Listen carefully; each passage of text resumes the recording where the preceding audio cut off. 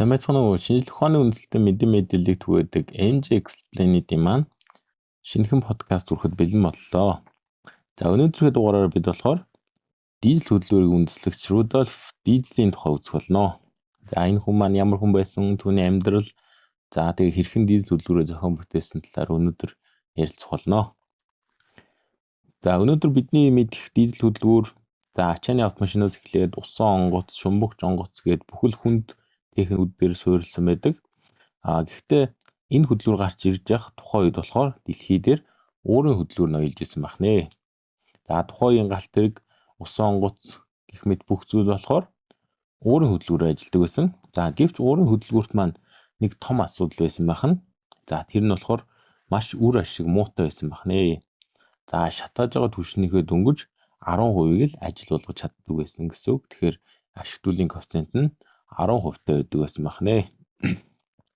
За энэ бүхнийг харсан нэг хүн маань болохоор энэ бүхэнд илүү сайн шийдэл байх боломжтой гэж бодож судалж эхэлсэн байна. За тэр хүний нэр маань мэдээж Рудольф Дизель байна. За Рудольф Дизель маань болохоор 1858 оны 3 дугаар сарын 18-нд Францын Парис хотод төрсөн хүн байна. За эцэг эх нь болохоор тухайн үеийн Бавариагаас цагаатчилж ирсэн хүмүүс байдаг байна. За гэвч 1870 онд Франц Германы дайн эхлэхэд за тэдгээр хүмүүс маань болохоор Герман гаралт байсан болохоор Францаас өгдөөд за тэгээ Англи руу нөхөөс өөр аргагүй болсон байна. За залуу Дизель маань Англид очиод амьдралаа залгуулахын тулд за аавдаа тусалж мах зөөж за тэгээ айлуудаар хүргэлт энэ төргээд тийм ажлыг хийдэг байсан байна. За удалгүй түүнийг болохоор Германд амьдардаг нагц эгч аав их зинтэрлүүн явуулсан байна. За энэ шийдвэр нь болохоор за түүний амьдралыг бүхэлд нь өөрчилсөн шийдвэр байсан байна. За яагаад гэвэл түүний аав ах нь болохоор математикийн профессор хүн байсан байна. За ингэснээр болохоор Дизель маань маш багасаа математик, шинжлэх ухааныг болохоор гүнзгий судалж эхэлсэн байна. Гэхдээ сонирхолтой нь болохоор зөвхөн тоо биш. За тэр бас төгөлдөр гурыг маш сайн тоглодог хүн байсан байна. За Дизель маань тэгээд удалгүй болохоор Мюнхний хааны политехникийн институтэд болохоор тэтгэлгээр суралцж эхэлсэн байна. За эцгийнх нь түүнийг ажил хийхийг хүссэн ч Дизель маань нэг л зүйлд итгэж байсан. За тэр нь болохоор би сурах ёстой гэд эндээ бол илүү их итгэлтэй байсан байна. За тэр сургуулиа болохоор онц дүнтэй төгсөх байсан ч болохоор төгсөх шалгалтын өмнө болохоор тухайн үед хижиг өвчин тусаад за хэдэн сар эмчилүүлсэн байна. За тэгээд хугацаанд болохоор төгсч чаддаг байна. За тэгээд энэхүү өвчин туснараа түүний хараа нь болохоор маш хүнд гэмтэлтэй болсон байна. Гэсэн ч тэр болохоор бууж өглгүй үргэлжлүүлэн суралцсаар байсан байна. За тэгээд үргэлжлэн суралцж аваад сургуулаа төгсөөд за Парис дахь хөргөлтийн машин үйлдвэрлэдэг компанид ажилд орсон байна. За хөдөлгүүр хөргөлтийн хөргөгч энтер үйлдвэрлэдэг тийм газар ажилд орсон байна. За гэвч болохоор Дизелийн маань жинхэнэ сонирхол нь хөдөлгүүр хэвээрэлсэн байна шүү дээ.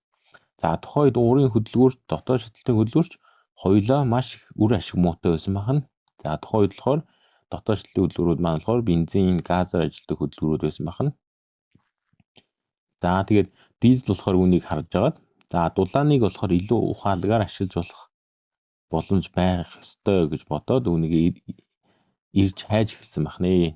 За тэр бүр ихэндээ болохоор за энэ дулааныг болохоор хөдөлгөөрийн дулааныг болохоор 100% үр ашигтай ажилуулах боломж байх ёстой гэж түндээ итгэж судалгаа хийж эрэлхийлжсэн байна. За мэдээж бодит байдал дээр болохоор за нэг энерги нөгөө энерги рүү 100% алдагдaltaгүй шилжүүлэх бол боломжгүй гэсэн үг. За тэгээд энийг болохоор илүү их судлаад дэлгэрүүлээд явж байгаад за анхныхаа хөдөлгүүрийг хийж эхэлсэн байна шүү дээ. За тэгээд анхны туршилтын хөдөлгүүр нь болохоор тухайд ажиллаж байгаад маш аимшигтайгаар дэлбэрсэн байна. За тэгээд үнэслээд Дизель маань гэмтээд за дахин имлэг твтэж эмчилүүлж байсан байна. За гэсэн ч олон бүтлгүүд л тохиолж байсан ч манай Дизель маань болохоор бууж өглгүй ажиллаад байна. За өдөр нь болохоор нөгөө компанид ажиллаад шөнө хөдөлгүүрээ туршдаг. Тэгж нэлээд олон жилийн өнгөрүүлсэн байна. За эцэст нь болохоор 1892 онд болохоор Дизель хөдөлгүүр хийхээ патентыг авч чадсан байна шүү дээ. За тэгээ 1893 оны 8 дугаар сарын 10-нд болохоор анх удаа бүрэн ажиллагаатай Дизель хөдөлгүүрийг зохион бүтээж чадсан байна. За 1897 оны туршилтаар түүний хөдөлгүүр маань болохоор 26.2% үр ашигтай болох нь батлагдсан байна шүү дээ. За тухайн үед болохоор уурын хөдөлгүүр дотоод шидэлтийн бензин хөдөлгүүрүүдийн ашигт үйлдвэрлэлийн коэффициент нь 10% л байсан байна шүү дээ. За энэ бол жинхэнэ технологийн өсрэлт байсан байна. За тухайн үед болохоор бүх ашиглаж байгаа түвшнийхээ 26.2%-ийг ашигтай ажил болгож чадсан гэсэн үг. Энэ бол тухайн үеийн маш том дэвшлээсэн. За удалгүй болохоор усан онгоц, уурхай, үйлдвэрүүд, газрын тус, хөдөө аж ахуйн салбар гэх мэт болохоор дизель хөдөлгүүрийг ашиглаж эхэлсэн байна. За дизель түвшин нь болохоор хямд, аюул багатай, өндөр үр ашигтай байсан байх нь тухайн үед. За 1900 оны Парисын дэлхийн үзэсгэлэнгийн дараа болохоор Рудольф дизель болохоор асар их баян болсон гэж хүмүүс боддог байсан. За яагаад гэвэл патентээ авсан, за хөдөлгөөрөө үйлдвэрлэсэн, борлуулаад эхэлсэн. За тэгжээс яг бодит байдал дээр болохоор дизель маань өөр байсан байна. Баян болж чадаагүй байсан байна.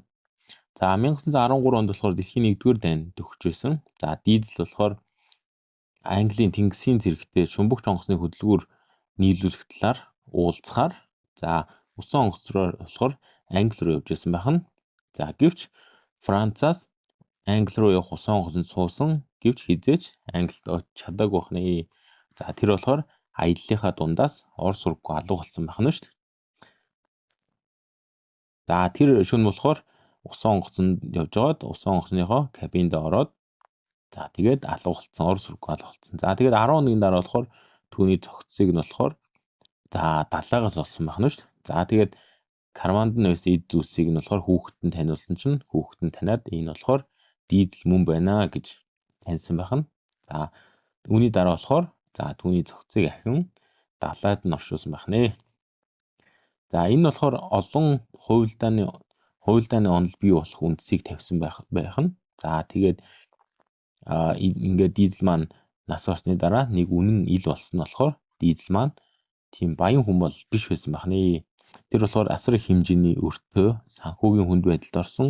За дээрэс нь патентийн хугацаа маань дууссан байсан байна. За тэгээд ирээдүй болохоор итгэлгүй болсон нэг тийм нөхцөл байдал болохоор үүссэн байсан байна.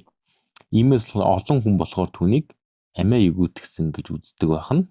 За гэвч бас олон хүмүүс болохоор за тэр Францын засгийн газар нь болохоор Английн усан онгоц тэр шумбагч онгоцнууд нь болохоор дизель хөдөлгүүрийг ашиглуулахгүй тулд за түүний амийг хөнөөсөн гэж бас үздэг байна. За гисэн ч тэр дизель маань болохоор за амнасаа алдсан ч за түүний бүтээл нь болохоор өдийг хүртэл амьд үлдэж бидний өдөр тутмын хэрэглээнд байнга ашиглагдаж байна. За өнөөдөр дизель хөдөлгүүр нь болохоор дэлхийд даяар ашиглагдсан хэвээрээ л байна гэсэн үг. За тэгээд дизель маань амьд ахуй үед болохоор ургамлын тос, за альтернатив түлш, нарны энерги гэдэг энэ эдгээрийг болохоор судалж ирсэн байна. За эдгээрийг хөдөлгүүр, дизель хөдөлгүүр дээр хэрхэн ашиглаж болох вэ гэдэг талаар судалгаануудыг хийдэг тийм ажилтайсан байна.